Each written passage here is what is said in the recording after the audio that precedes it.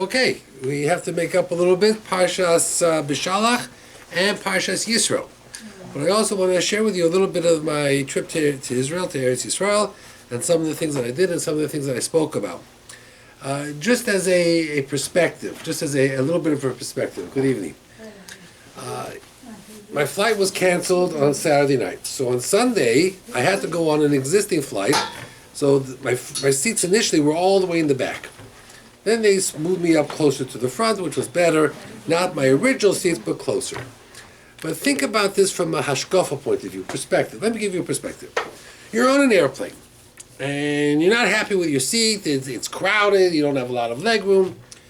And what do you see when you look to the front of the aircraft? You see first class. Yeah. So you go over to the stewardess, and you say to the stewardess, you know what? I'd like to change my seat. I'd like to go into first class. But you're not paid. So the first thing, exactly. The stewardess says, you know, sir, the first class cost $1,000 more a ticket. So then I say to the stewardess, no problem. Here's my credit card. Charge it. $28. Right? The stewardess says, sir, we don't take credit cards. You know, I don't have a credit card machine. I can't take credit cards. They have. So sometimes they do, but she said they don't. Okay? This is an example. This is a discussion. So I say to the stewardess, no problem, I'll give you cash. $1,000, I'll give you cash. The stewardess is not going to take $1,000 cash and change my seat. The stewardess is going to say to me something like this, sir, you have to make these arrangements down on earth when you bought your ticket. When you're in the air, it's too late, you can't do that. What's the application? Person goes up to Shamayim, and he says to Hashem, you know what? I changed my mind. I want to go into the first class. Hashem says, sorry, you can't go to first class. I'll pay. He says, I'm sorry. Too late. It's too late. If you wanted to pay, where did you have to do it? Down here. Okay? So it's an interesting lesson. It's an interesting lesson that when you fly and you want to make a change, you realize, sorry, you can't make a change.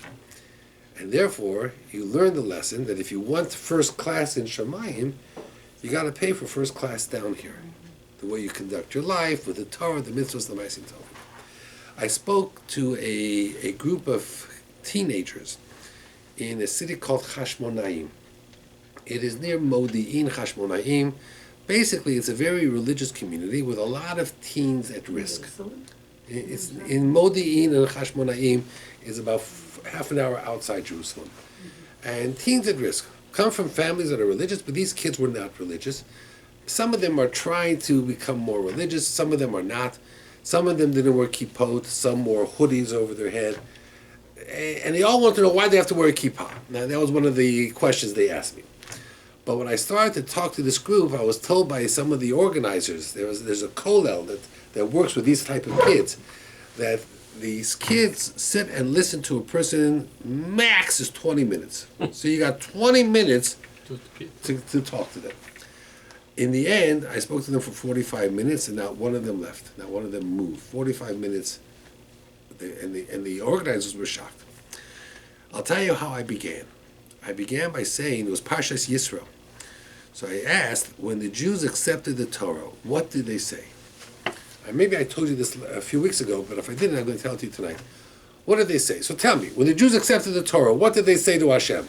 Na'aseh v'nishma. Okay, Na'aseh v'nishma.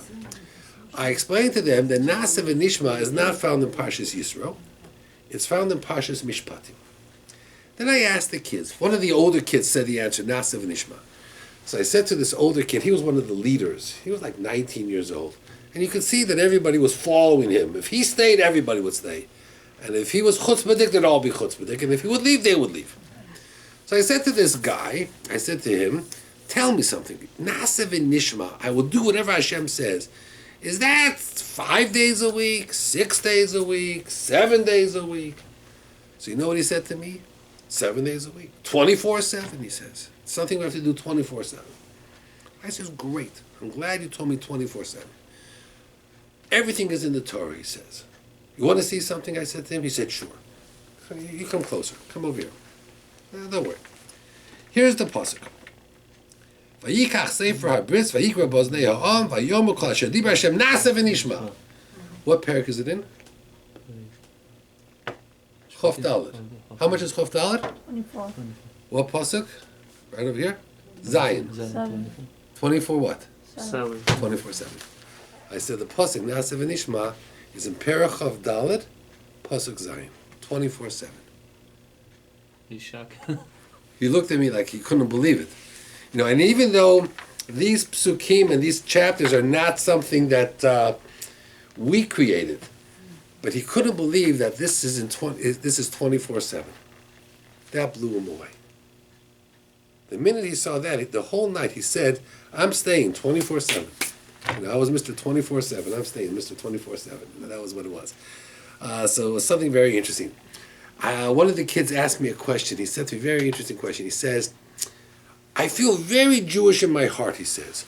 "What difference does it make if I wear a piece of cloth on my head?" A yarmulke is a piece of cloth, material. Does it make me any more Jewish or not? I explained to him that when you wear a yarmulke, it shows you're close to Hashem. Hashem is close to you. There are a lot of reasons I brought down. But I said something very interesting to him. I said to him that I had an uncle who lived in Israel. His name was Rabbi Leib Hyman. And Rabbi Leib Hyman, he lived in Jerusalem. He passed away already. A few years already passed away. I saw your children. They were very nice.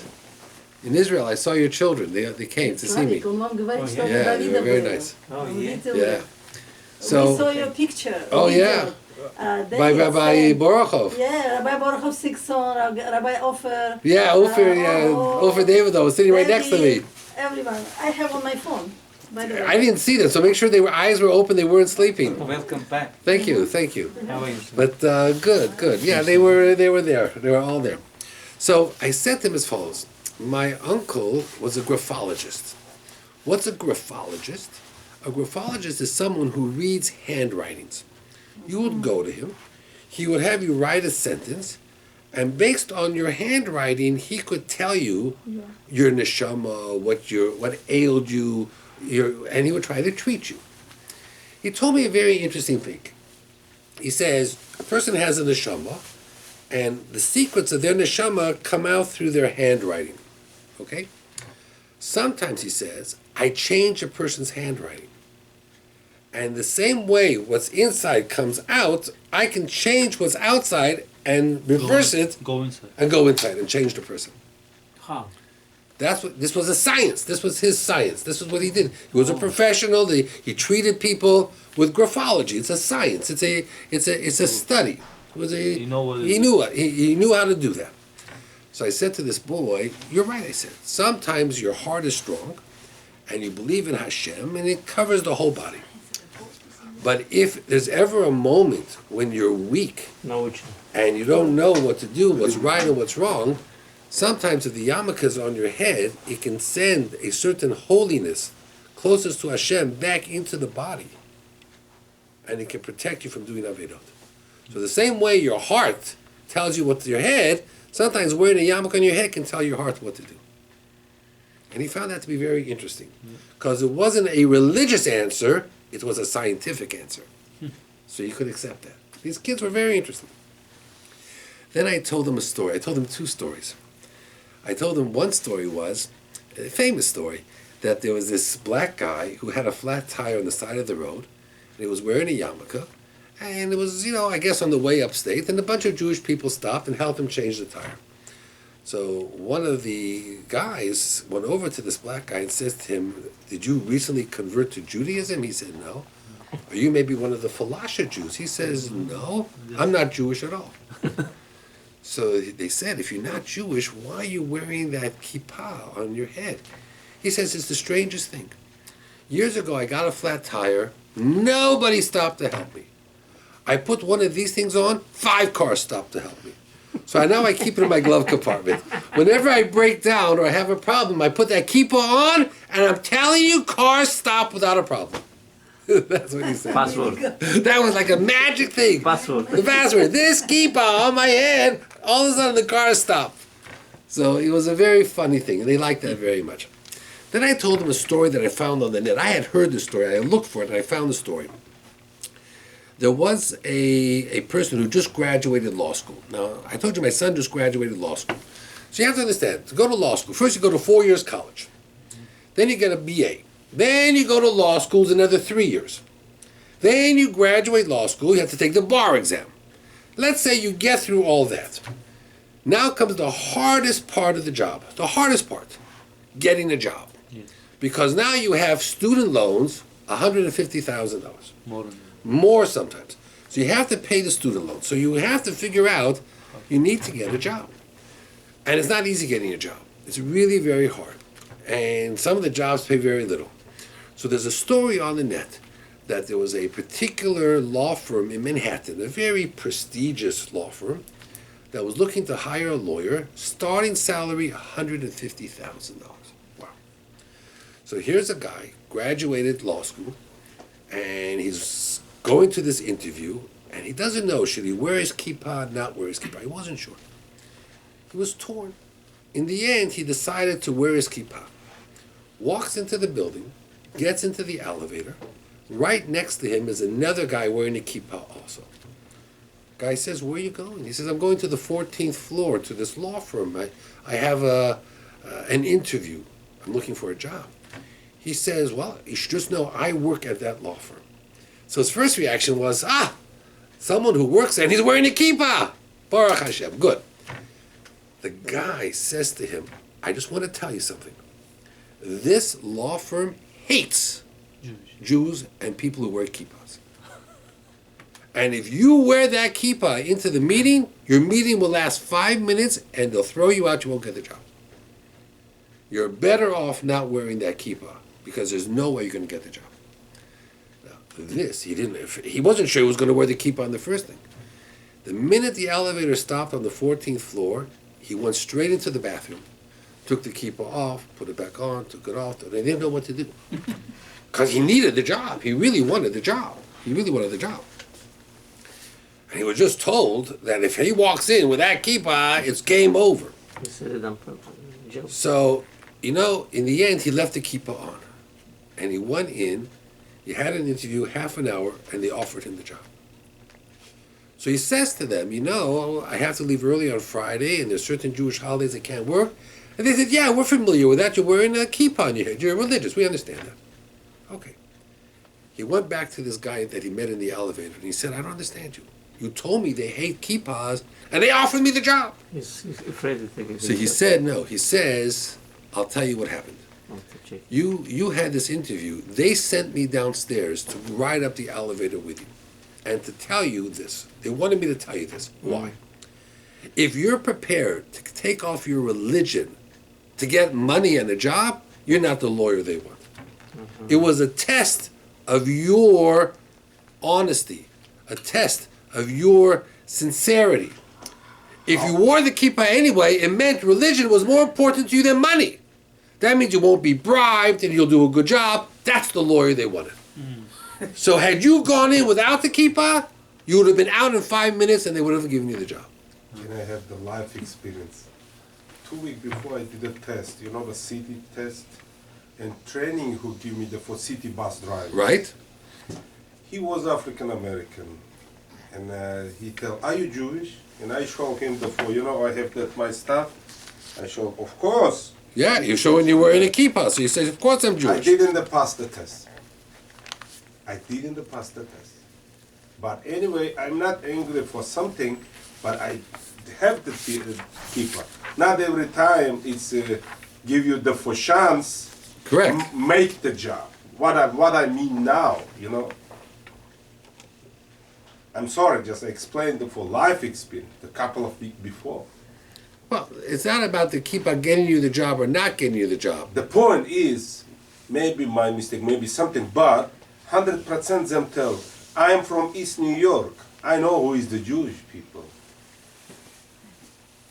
And I'm shocked because I a lot of heard about, you remember for 19-something, they killed a guy, blah, blah, blah. Them hate the Jew for East New York, most of them.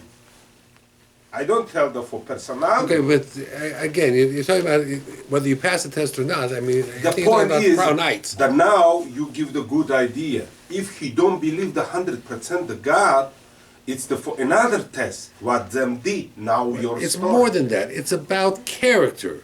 If you're willing to take off your religion for money, It's tough. It's it means you meaningful. don't have character. I'm 100%. And a lawyer has to have integrity, we call it. Toughness. Integrity. You have to be honest. Okay, Thank you. Parshas Yisro.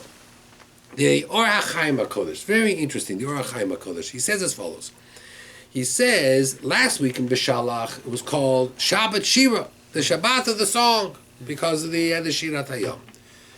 This week, we don't call it Shabbat Matan Torah. We don't call it Shabbat Aseret HaDibrot. We call it Parshas Yisro. Yisro wasn't even Jewish. And we begin with this whole idea. Yisro has a suggestion to Moshe about judges and different systems. And then Yisro leaves, and we have Kabbalah Tatara. Why wasn't this not called Parshas Har Sinai, Parshas Moshe? 1,000 different names. So the Or HaChaim says, Jews can make the mistake. And you could think, you know why you got the Torah? Because you're smarter than everybody else. So therefore, the Torah says, no. Chachma ba'goyim, Tami. There's wisdom by goyim, believe it. Yes. Right? Bill Gates is a smart guy. Yeah, People from India and China, many of them are very smart. Bill Clinton, you may not like him as a person, was a very smart person. Was very brilliant, a Rhodes Scholar. He was a smart president. One of the smartest presidents we had. Yisro is a smart guy. And he gave good suggestions. good advice, yeah. But he didn't get the Torah. The Torah was given to Bnei Yisrael. Why? Because Hashem's decision to give the Torah is not based on how smart you are. It's based on how good of a person you are. We talk about being Avraham, Yitzchak, Yaakov. Never does the Torah say Avraham was a smart guy. Yitzchak was brilliant. Yaakov, wow, how smart he was. Doesn't say that. Avraham was a Baal Chesed. Yitzchak had belief in Hashem, Avodah, and Tefillah. Yaakov had emes. They had integrity. They had good midos. Parshas Yisro is to tell you, you think you're smart? Yisro was smart. He didn't get the Torah. Eeyov also was. Eov was smart. They were smart people. Yeah. That's not enough to get the Torah. It's integrity. There's a story they bring down from the Bovava Rebbe, Rebbe Zion Halberstam, that he once came into a city. He came into a city, and he came with horses and a chariot, and the Hasidim gathered all around, and they started to carry the chariot, push the chariot, and they started to unhitch the horses and wear the bridle on themselves so they could push the chariot, because the Rebbe was in the chariot. And he stopped them. He said to them, what you're doing is wrong. He said, why? He says, my job is to take horses and make them into men, not take men and make them into horses. He says, in Yiddish it sounds better, to mach from a fair to a mensch, not from a mensch a fair. That means you think making yourself like an animal is a great honor. It's not an honor. It's no honor to be an animal. It's an honor to be a mensch. It's an honor to be a person, not to go from there down to there. It's interesting. They asked a question. It's a famous question that we ask every year. Why in the Haggadah of Pesach, Moshe's name is not mentioned? We talked about this, right? Didn't I tell you this? Yeah, once. One time it's mentioned, right? Vayaminu b'Hashem Moshe Avdo. So I mentioned to you, and I wanted to say to you again tonight, it's why is Moshe Rabbeinu's name not mentioned? Because they say, who was the first person to tell over the Haggadah of Pesach? And the answer is Moshe. Vayisaper Moshe l'chosno, es kol asher osa Hashem l'paro l'Mitzrayim alolos Yisrael. Moshe was the first person to say over the Haggadah. When Moshe, who's an Anav, says the story, he never says, and I did this, and I did that, Moshe did this, Moshe did that. He always talks about Hashem. And since our Haggadah is fashioned after Moshe Rabbeinu's Haggadah, so therefore, it talks about the Haggadah doesn't have Moshe Rabbeinu's name. Something very, very interesting. Okay. The people were standing before Moshe from morning till night. If you have to picture the scene, it's almost as if there were hundreds, maybe thousands of people, a line all the way around the block, all waiting to ask Moshe questions. Machloket, din Torah. Rashi says that's crazy because they weren't working. They had just left Mitzrayim. They didn't have jobs. What could they be asking questions about? That means when you live in a community, there's a certain amount of machloket, a certain amount of fights. So you go to the rabbi and you ask the rabbi advice. Okay? But what could there be questions about? So Rashi says, Efshalomar, he says, that there's a Gemara, a Dayan, who judges one case for 5 minutes, but he does a good job. It's as if he sat and judged all day. So it means Moshe had one case for 5 minutes, and it looked like he judged all day. Okay, that's one answer Rashi gives. People talk about, even when people got the judges, all these different judges, people still wanted to go to Moshe. What's so terrible? Imagine you have someone in your community like a Moshe Rabbeinu. Who would you rather go to? Moshe Rabbeinu or one of his appointed people? To Moshe. You want to go to the source, right? Just to see the person. There's a Rosh Hashiva in town. You want to go to the Rosh Hashiva. You want to see the Rosh Hashiva. That's not a question. I heard a story today, the importance of having a Rebbe. There was a Holocaust survivor who lost his whole family in the Holocaust. And after the Holocaust, he was very close to one of the Hasidic rabbis. And he went over to the rabbi, and he was thinking about getting married to a woman who was about 55 years old. He was 60. And the rabbi said, no, you have to marry a younger woman because your family all died in the Holocaust. You have to start over.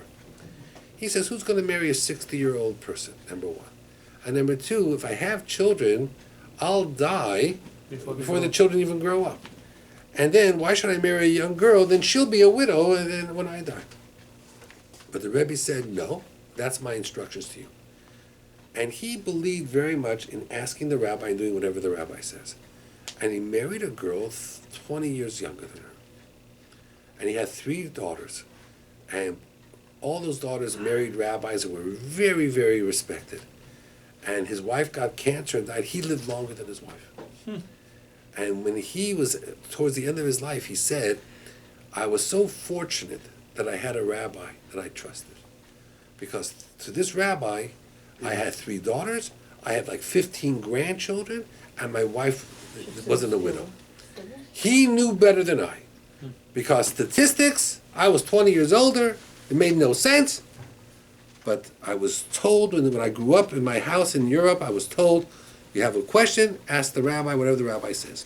There was a certain integrity, a connection to the rabbi. So the Meforshim bring down some very interesting things over here, some very, very interesting things. They say that one of the things they were asking questions about since they left Mitzrayim was about shidduchim, marriage. And we know the Gemara says that finding the right marriage, right partner, is as difficult as Kriyat Yamsuf. And they just went through the splitting of the sea. So they make the connection, they say that they came to Moshe asking questions. Is this the right person to marry? Is that the right person to marry?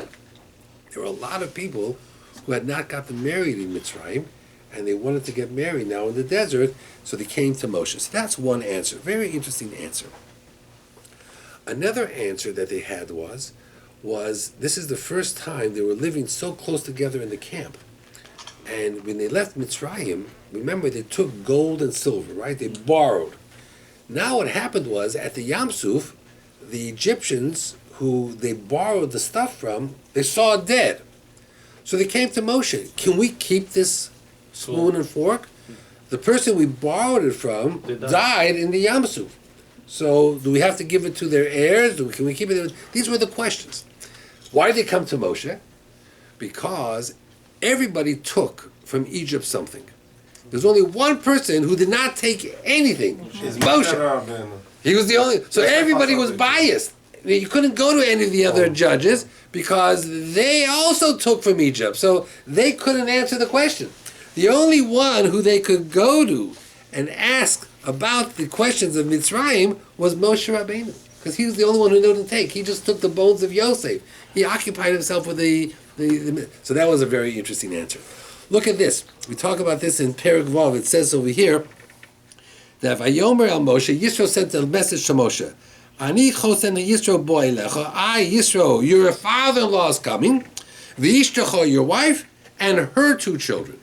Yeah, what? Now it should have said, and your 2 children. Yeah. Why does it say her 2 children? And you know the answer they bring down? Very interesting answer. Yisro was sending a message to Moshe. You think those children are yours. They're only yours if you helped raise them. You were there when they were born, but for the last 2 or 3 years, who raised them? Tzipora. They're her children, they're not yours. That's a very scary message. That means he says, you want the children to be your children, Moshe? No problem. Come home at night and read them stories and do homework with them and spend time with them. But if you're an absentee father, then whose children are they? They're Tzipporah's. That's a shocking answer. But that's what's brought down. That Tzipporah raised the children when Moshe was away, and therefore they're called on her name. They're called on her name. Wow. It says, Asher hu chonesh sham har Elokim. He camped by the mountain of God. It doesn't say Eitzel har Elokim. It says like wherever he camped was the mountain of God. And they bring down the Medrash, the Gemara, the Chassam Sofer says that everybody thinks the place honors the person. The truth is, a person who is honored, no matter where he sits, it's kavod, right? You don't have to sit at the head of the table to be mechubad. If a person is mechubad, even if he sits at the end of the table, he's mechubad.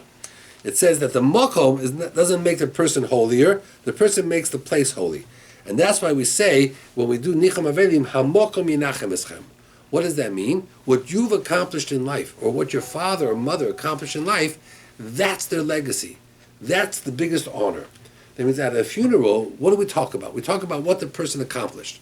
Why? Because that's their legacy. That's what we're proud about. So therefore, that's what it says hamokom. Now, you were mentioning about the arrows. So let's talk about the arrows. It says that Yisro came. So how did Yisro get to the camp? The camp was surrounded by clouds. He couldn't get in. So there's a medrash. There's a famous medrash. The medrash says it's the Pirush Hatur al HaTorah in the name of the Medrash Tanchuma. That when Yisro got close to the camp, he couldn't breach the clouds. They wouldn't get through. So he shot an arrow. And in the arrow, he wrapped a piece of paper that says, Moshe, please deliver to Moshe Rabbeinu. I, Yisro, am here with your wife and her children. We're outside. Please bring us in. So he shot this arrow. The question is, who found the arrow? Moshe Rabbeinu. No. So there's a Tosfos HaSholem, brings down the Medrash. Uziel, who was the uncle of Moshe and Aaron, found the arrow. So it's very, very interesting that Uziel was. Now, why Uziel? Because Uziel, like Aharon, had the midah of Ohev Shalom v'Rodev Shalom. That means Moshe and Yisro had not seen each other for a few years. And not always are father-in-laws and sons-in-laws the best of friends. So he shot the arrow in, and Uziel, who was the uncle, and very similar to Aharon, found the arrow, and they were Rodev Shalom. So he was able to convince Moshe that Moshe, you need to go out of the camp, and you need to bring Yisro into the camp. And if you do that, when Moshe went out, Aaron went out, everybody went out. It was such an honor to Yisro that Moshe gave him tremendous amount of honor. So therefore, it was, something fantastic. The Gemara brings down a Gemara in Sanhedrin, Daf Tzadi Dalet, Toni Mishum Rav Pipus. Genai Hula Moshe was very embarrassing to Moshe and the 600,000 Jews that no one said Baruch Hashem until Yisro came. The first person to say Vayomer Yisro Baruch Hashem Asher Hitzil Eschem Miyam Mitzrayim. So they asked the question. Okay, Moshe didn't say Baruch Hashem, but he sang a whole song. The Shirat Hayom Oz Yosher Moshe. Isn't that significant? Oz Yosher Moshe on the Kriyas Yamsuf. Was that not? He said Zakeli Va'anvehu. So the answer is that the Oz Yosher was on the splitting of the sea. Yeah. It was not about getting out of Egypt. Yeah. That means once they got out of Egypt, Moshe should have said, Baruch Hashem, we're out of Egypt. He never said, Baruch Hashem, we're out of Egypt. only after the splitting of the sea, he thanked Hashem for splitting the sea. So Yisro was very significant. The other thing, of course, is Yisro said Baruch Hashem on something that happened to somebody else. When something happens to you, it's easy to say Baruch Hashem. But when something happens to somebody else, how often do you say Baruch Hashem, he won the lottery? You would say, if I won the lottery, Baruch Hashem. But if he won the lottery, why him? Chas v'sholom. Why him, not me? But to say Baruch Hashem on someone else's good fortune, that's really very, very interesting. Okay. It says over here, very interesting, from the Kosov Hatur and the Pirkei de Rabbi Eliezer. It says that at Har Sinai there was the shofar blowing. What shofar was blowing? So they say it was the shofar from the Akedas Yitzchak, from the ram of Akedas Yitzchak. Hashem saved that shofar, and that was the shofar that they blew. The Pirkei de Rabbi Eliezer says that from the ram that was on the Akedat Yitzchak, everything was used, nothing went to waste. From the veins, they made 10 strings that was David HaMelech's harp. David HaMelech used to have a harp, and he used to play the harp for Shaul HaMelech. Mm-hmm. And that harp used to wake him up in the middle of the night. Mm-hmm. It came from the veins of that cow. Me'oro, from the skin, came the jacket, the coat that Elio Hanavi wore. Mikeren, from the left horn, they blew at Har Sinai. And from the right horn, they're going to blow when Yemos HaMashiach, when Mashiach comes. Because it says, V'hoya bayom ahu yitaka b'shofar gadol. There'll be a big shofar blowing. So it was that, nothing went to waste. Every single part of that animal that was put on the Mizbeach, Be'akedas Yitzchak, every piece was used for something else. So it's very, very interesting how all of that came about. We're going to see more in Parshas Beshalach. Okay. The mitzvah, there's 10 commandments, right? 5 and 5. The first 5 are supposed to be between you and Hashem. This last 5, don't kill, don't murder, don't lie, don't steal, is between man and man. The first 5, I understand. Don't have any other gods, keep Shabbat, it's all between man and Hashem. But in the first 5 is also Kabedes Avicha V'Simecha, honor your parents. Yes.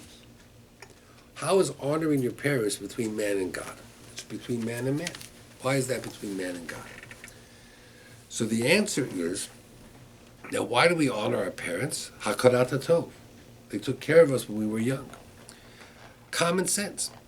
So that if a person has Hakarat HaTov, he'll always be thankful to Hashem also. Because Hashem is always the silent partner. Okay? And the other thing is, our religion is a Mesorah. Our religion comes from father to son, father to son. So therefore, since religion is ben Adam Lamokum, between man and God, therefore it's on that part of the Aseret HaDibros. What month was the Torah given? No. Sivan. What is the mazel of Sivan? What is the sign, the zodiac sign of Sivan? Sivan is Gemini. Gemini, yeah. What is Gemini? Twins. Twins. They say, why is that? The Besikta de Rav Kahana, he says, because everything in the Torah is double. There's Torah Shebichtav, Torah Shebal Peh. The school and the home have to work together to educate a child. Everything. Zeh lu'uma zeh osa lukim. We have Nevuah, we have Avodah Zarah. The internet. The internet is great. You can listen to Shiurei Torah all the time. The internet is horrible. You can spread Lashon Hara and everything else on the internet, and you can see things you're not allowed to see. So it's interesting how the Torah is given with a Yetzer Tov and a Yetzer Hara. There's always two. It's always a double. A child is born from a father and a mother. There's always a child. There's always a double. So that's something interesting. Listen to this. It says, Kabedes Avicha V'Esimecho. Because of Rashi in Masechet Avodah Zarah. Okay? I'll see how many of you know this. The Derech B'nei Adam is the custom of people. Kishayotzi mi Beit HaKnesset. when you leave the Beit Knesset, who do you kiss? Mezuzah. No. You kiss the hand of your father and your mother. When the bracha gives you. Now, I know Sfardim, when the father gets an aliyah, and after the aliyah comes down, the child kisses the father's hand. Yes. Right? Yes. And Friday night, do you do Birkat HaBonim to the father? And After the Birkat HaBonim, what do? You kiss your father's hand. Do you kiss your mother's hand? No. Yes. We kiss the mother's hand also. That means the kids, you kiss the mother's cheek. Okay, that's the same thing. But the idea is an interesting idea. You come to shul or you come home from Friday night, and you do Birkat HaBonim. You put your hands, you give a bracha to your son. The children usually take the father's hand and give it a kiss. But by my family, afterwards, the child walks over to the mother and also kisses the mother. Now you say on the cheek is agreeable or on the hand. Do you kiss your mother's hand? So it's brought down, Rashi brings down in Avodah Zarah that the custom is, after the shul, when you finish shul, miyad hu noshech lo'oviv ule'imo. Okay? Why? Kabed es avicha ve'esimecha. You have to show respect equally to your father and mother. The Mogen Avraham writes from the Sefer HaKavonos in Orach Chaim Reish Siman Reish Ayin Dalet. He writes, "The Tov leNashek Yidei Imo B'Leil Shabbos." Friday night, you should kiss your mother's hand. It's an amazing thing. If yeshiva bochrim would do this, they would treat women better. They would learn to treat women with respect. If they would have grown up kissing their mother's hand, and he says over here, but they have to know the yeshiva bachar, but they're not doing. The nashek odam yad imo b'leil Shabbos kishehi mevoreches also. She should also give him a bracha. V'sot ha'inyan mevur b'divrei ha'arizah. Okay, it was from the Arizah. It means if your father gives the blessing. Your father gives the bracha. Okay. Afterwards, you kiss your father's hand. You should then walk around the table to your mother and kiss her hand, or kiss her on the cheek. And she should also maybe give you a bracha. She must to give. She can give you a bracha also. It says here, you can give you a bracha. But the Gemara brings it down that they used to do this when they left shul. And the Mogen Avraham is a pirush, is a commentary on Shulchan Aruch. And the Mogen Avraham says that it is a good idea to kiss your mother's hand Friday night. Wow. Okay? And he says that it comes from the Arizal. They bring down further the Chidah. The Chidah writes in his Sefer Shem HaGedolim, the Chidah. Nice Ashkenazi rabbi. The Bishas Pitiroso, at the time of his death, the Rimagash, which was a famous Kabbalist, and he wrote a Talmud, Pirush on the Talmud, came to the Rambam. The Rambam was on his deathbed. The Rambam was towards the end of the Rambam's life. He came to the Rambam, and he kissed the Rambam.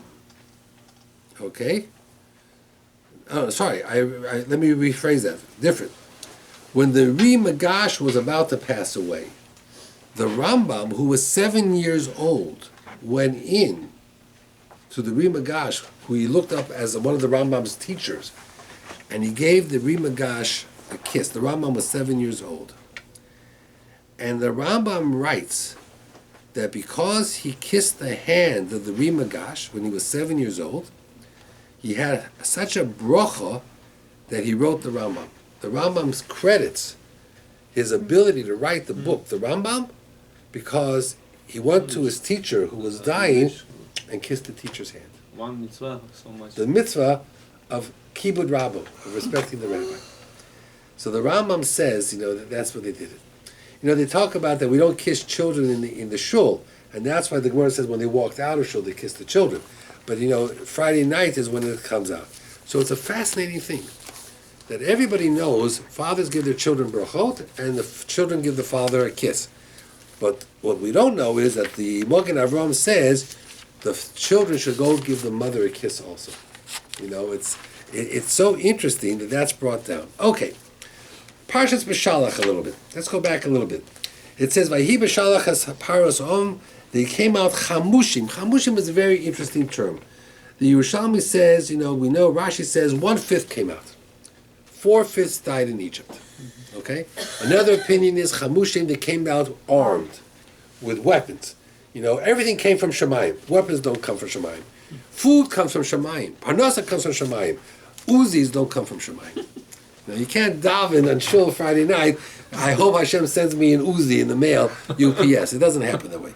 Uzis don't come from Shemayim. Food comes from Shemayim. The Be'er Yosef, from Yosef Salant, who's a big Rav in Eretz Yisrael, in the turn of the century, he says something very interesting. He says, all these people died in Egypt. Families, parents died. Now, everybody was having 6 children. Yeah. So if all these millions of people died in Egypt, what happened to their children?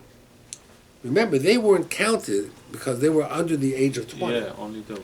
He says there were hundreds of thousands of orphans in Egypt.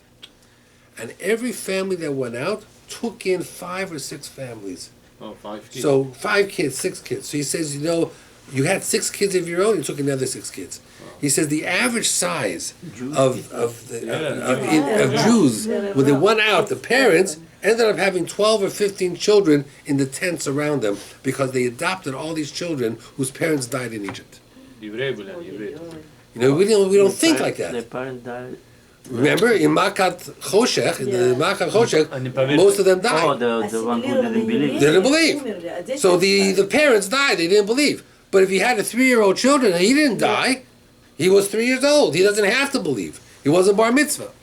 So what happened to all those children? The parents died. It created millions of orphans. We don't think like that. So he says the Jewish people took upon themselves the responsibility to take care of all these orphans. And that's what it brings down. It's an amazing, amazing thing. Okay. The Yam Suf.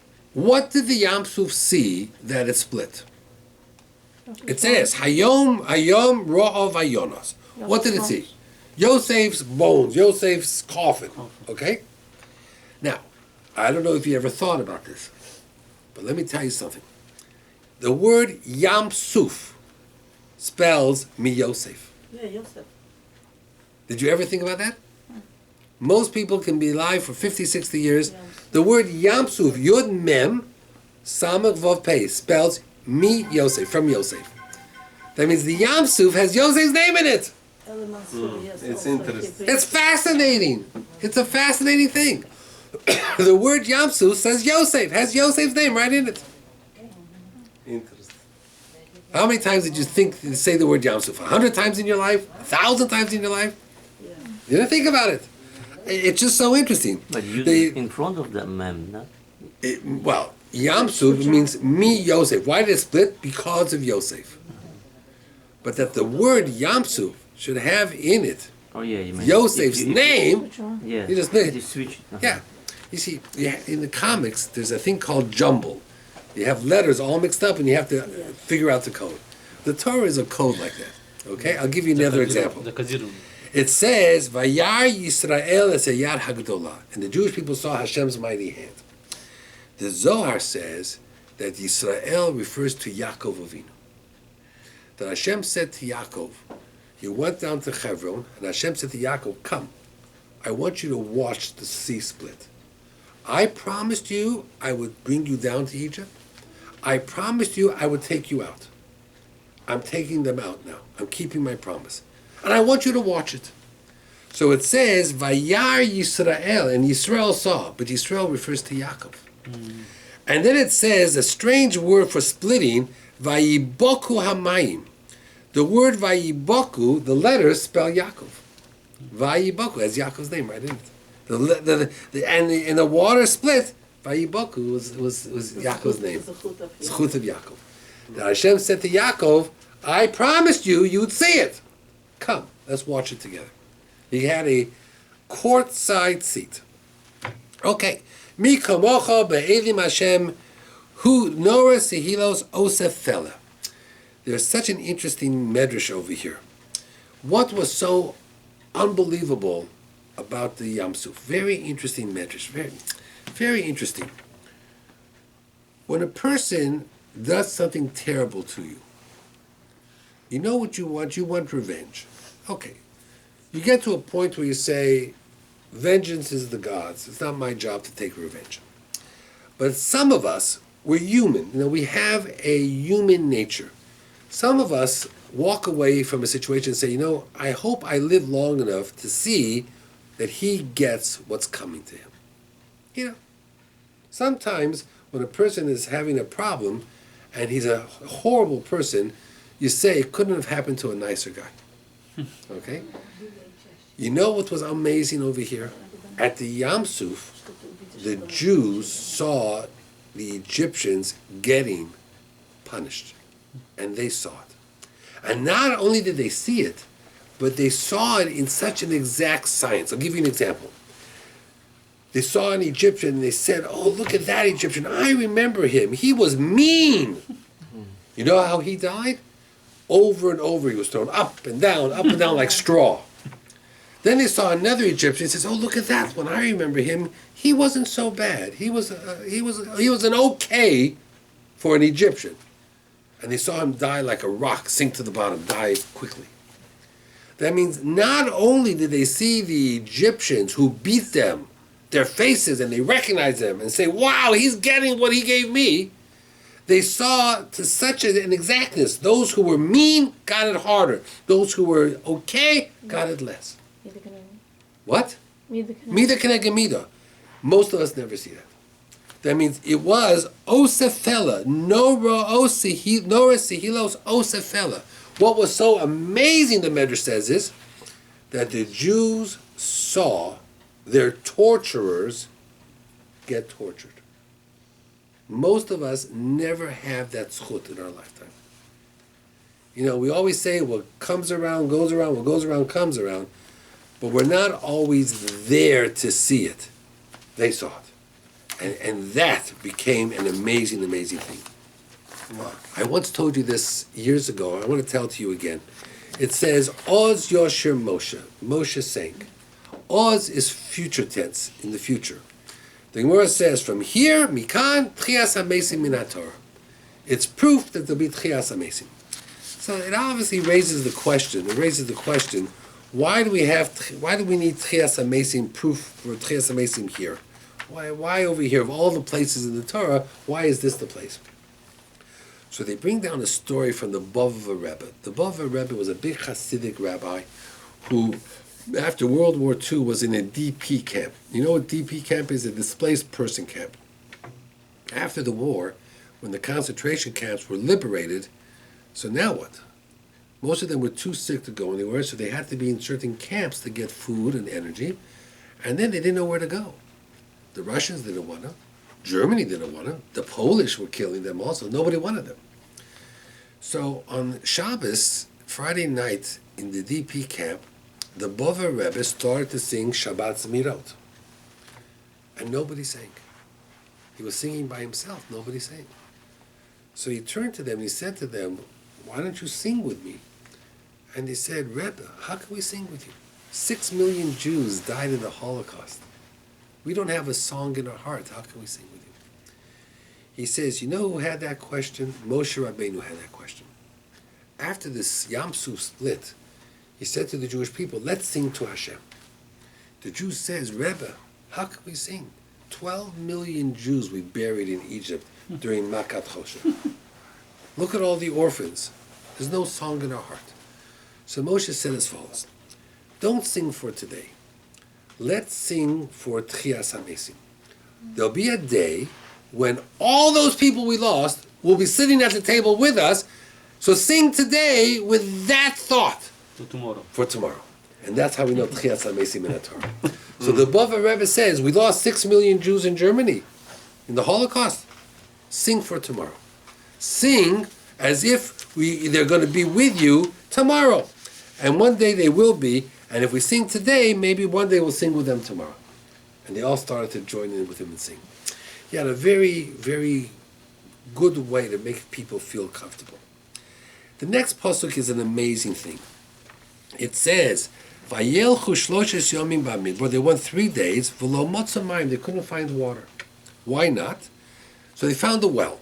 Yay, water! What was wrong with that well? Bitter. It was bitter. Al Kain Korashama Mora. They called the place Mora. Now, there's only one other time in the Torah where the Torah talks about drinking bitter waters. Mei Miradim. Where does that by? A woman who is suspected of having an affair. A sota. So listen to this Zohar. The Zohar, it's an amazing Zohar.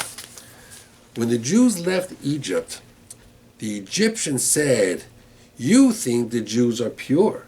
You think the Jews are holy. They're not Jews. They're all Egyptians. Our men had relations with their women, and their men had relations with our women. Over the years, over 200 years, we all intermarried. They're not pure. Hashem says, I'll prove it to you. They came to water that was bitter, like a sota. Moshe mixed the potion with Hashem's name and put it in, and everybody had to drink. Anybody who was not pure died. Wow. How many people died that day? Nobody. So he says, the Zohar writes, Dover Pele, Shohoyo ha-mitzrim oimim al b'nei Yisrael shanoldu bihem. They're his. So miyad hishlich Moshe el hamayim et Hashem, v'shom niduku kulam, they all got checked, even the men. And it proved that the nimtzu kol Yisrael tahorim in tumas arayos. They were all pure. He says, the bitter water was for that reason. It was bitter water. It says that they found the man. They didn't know what it was. They called it manhu. What is this? So I asked you a few weeks ago, for 40 years they called it, what is this? It doesn't make any sense. Finally give it a name. The answer is that was its name. Because every morning they would get up and they say, so what are we going to be today? Yesterday you were a steak. Today I want lasagna. Tomorrow it was pizza. The next day was fish. The day after that it was pasta. So every day they would ask themselves, what will you be today? That was its name. Mahu. What will it be? And therefore it was called Mahu. Now comes the question. What bracha did they make on the man? So there's the old answer that everybody gives, that they said from the Sefer Hasidim, Hanosein lechem min hashamayim, or Hamotzi lechem min hashamayim. Bread normally comes from the ground. So we make the bracha Hamotzi lechem min haaretz. But this bread came from Shamayim. So it's Hamotzi lechem min hashamayim. Comes the Markeves HaMishnah for the name of the Mechilta, who also brings down the Zohar, and he says as follows, fascinating. He says, the bracha you made is whatever you wanted it to be. I'll give you an example. If you wanted it to be a steak, what bracha do you make on steak? Shahakol. So you made a shahakol. If you wanted it to be a piece of chocolate cake, Shahakol. you made mizonos. Cake. Oh, cake. Cake. If you wanted it to be a tuna casserole, maybe it was a casserole, was mizono, was pasta. Or if you wanted it to be bread, you made hamotzi. And if you wanted it to be a milkshake, shahakol. And if you wanted it to be a banana, you made adoma, whatever the bracha was. That means whatever you wanted it to be, that's what it became, and that's what you made the bracha. And he says, that's why if you wanted it to be a cheeseburger, it couldn't be a cheeseburger. Because a cheeseburger is not kosher. It wasn't as if it was artificial food. It became the real food you wanted. So therefore, if you said cheeseburger, it would have to become cheese and a burger. It couldn't come that way. You could either be cheese or a burger. It couldn't be both. So he says that whatever you wanted it to be, that's the bracha. That's a fascinating thing. He brings down over here that, another opinion was Hamamtir. The Ben Ish Chai writes, Hamamtir lechem min hashamayim, who makes it rain bread from heaven. Everybody has a little bit of a different opinion. One person says it's Bori Pri Adama, but I think the Zohar that says whatever you imagined it to be, that's what it was. Okay. Next question. I asked you this before. If the man was round, how come we don't make our challahs round? Yeah, we Okay? And it says, Ube'emesh Rabbeinu, the Baal Minchas Elazar from Munkash, he used to have at his table Friday night and Shabbos 2 round challahs. So there are people who have round challahs at their Shabbos. We only have round challahs on Rosh Hashanah. Because Rosh Hashanah, during those days, the world is round, who's on top is on the bottom. It's a cycle of life. So he brings down something interesting. He says that the challahs were made using 6 braids. Yeah. 6 braids and 6 braids is 12. And long is like the letter Vav. Vav and Vav, 6 and 6 is 12. He says the challahs represent the 12 shvatim. And it represents Achdus of Bnei Israel.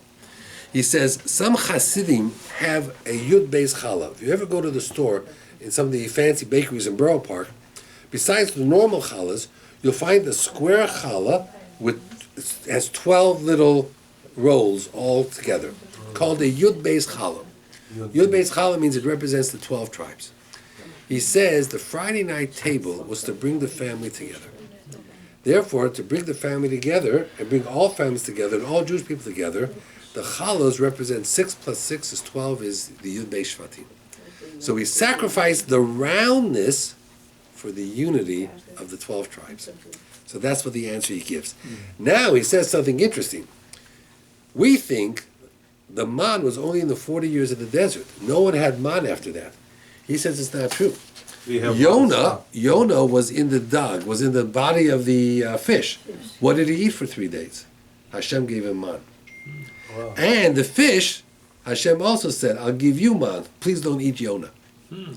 So he brings down from Rashi that Lo kakar kodesh Baruch Hu uparnes ladog shelo ya'achal Yonah and Yonah man. So it says, because it says vayimon, it uses the word, and he called over the fish. The word vayiman has the word man right inside of it. So he brings down that, it's very interesting that he says that Yonah had that man to it as well. Okay, what happened to Paro after the Yam Suf? Some people say he died, but those who say he didn't die, what happened to him? He did teshuvah, and he went to Nineveh, and things of that nature. So they bring down something very interesting. The Sifsei Kohen, the Shach al HaTorah, he writes that because he did teshuvah, and because he went to Nineveh, some people say it was Magayer, he even converted. That's why when we refer to Paro, we never say Paro Harosha, or Paro Yemach Shemo V'Zichro, or we don't sing songs, Orur Paro, like we sing about Orur Haman. He says we don't do that. We don't talk about Paro, that he should be cursed, he should drop dead, and he's a horrible person. We don't call him those names, because he did tshuva in the end. So we call him Paro. We don't have a nickname. We don't say Paro Yemach Shemo V'Zichro, like we do by the Germans. We don't say those words, because Paro did teshuvah.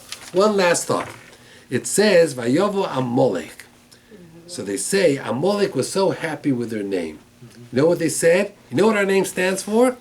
The Ayin stands for Amram, Moshe's father. And the Mem stands for Moshe. And the Lamed stands for Levi. And the Kuf stands for Kahos. We represent Shevet Levi, which was the leaders of the Jewish people. Amram, Moshe, Levi, and Kahas. Questions? What? So Hashem said, you forgot to look at the last letters of those names. The last letters of those names spell Misa, death. Death? Yeah, the last letters of Moshe is a Hey, Levi is a Yud, Amram is a Mem, and Kahas is a Tov. Spells Misa. And that's why it says, by Amalek, Hashem said, Va'achriso, if you look at the end, Ade Oved, you'll be destroyed. Yes? Therefore, question, last time I heard about the Rabbi, he told the Amalek is